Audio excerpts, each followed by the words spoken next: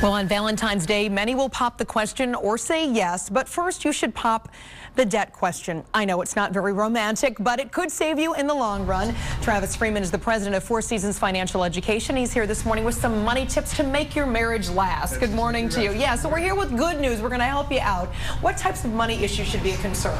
You know, I always say pop the debt question, because if you are thinking about popping the big question this Valentine's Day, you need to bring up the money talk. And if you bring this topic up and it turns out that your sweetheart has a spending problem and $10,000 in credit card debt, you might have a rough road ahead of you. So the point is, bring it up, be honest with each other, and see where there's some sacrifice and some things you can cope on. All right, what if you plan on having children? Because as we all know, they can be very expensive.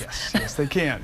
And obviously, if you're getting to the point of marriage, you're already married. Hopefully you've already talked about this, but if children are in the mix and you want to send them to college, let's just say your parents sent you to college and you want to do the same thing for your children, then you might want to start setting away hundreds of dollars a month to save for that big goal. But I find just the opposite with some parents. Maybe they had skin in the game, they paid for their own college, and they want to bestow that same lesson of discipline in their kids. So if one or both of you want to pay for college, you better start saving now for that big goal. And if you're upgrading or buying a house soon, leave some room in that budget. I mean, hundreds of dollars a month to save for that goal. It's a big one. Yeah, and you mentioned, Travis, a key word, which is budget. And I think a lot of married couples, even today, they may budget for their wedding, but after that, they don't have a budget. No. And you know what? I teach hundreds of people a year on this topic. I know budgets are no fun, but 20 minutes of your time could give you 20 years of happiness in the future. I'm serious about this. So what you do, this is almost a comical exercise.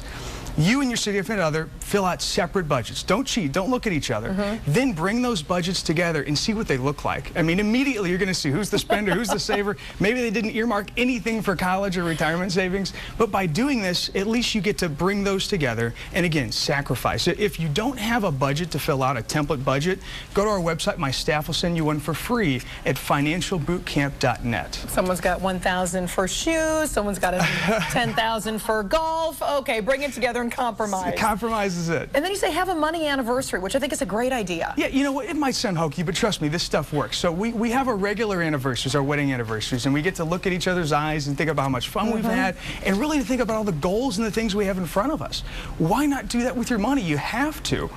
If you have a money anniversary and at least once a year you're going through looking at savings and retirement, investments and wills and trust and everything, making sure you're staying on track, that's how you get to financial success. And I'll tell you, financially successful couples didn't get there by stumbling into success, they planned for it. So either do it yourselves on your money anniversary or have someone else, a money coach or a certified financial planner, come in and intervene to help keep you accountable. That's the key. Yeah, and money continues to be a huge sticking point in marriages, doesn't it? And many times why marriages break up. Yep, unfortunately it is the #1 cause of stress in relationships. In fact, many times as a public speaker, I'll meet people in my audiences that come up and talk about these things. So again, be honest about it, be open. If you need someone to come in and intervene, that will help you, but you have to plan and focus for the long term. All right, some great advice for us this morning. Travis Freeman, president of Four Seasons Financial Education. We appreciate it. Yeah, thanks, Margie. All right, for more information also, and we're going to give you a link to that website where you can get a budget sent to you, he said. All right, we'll have that for you at stlmoms.com for free.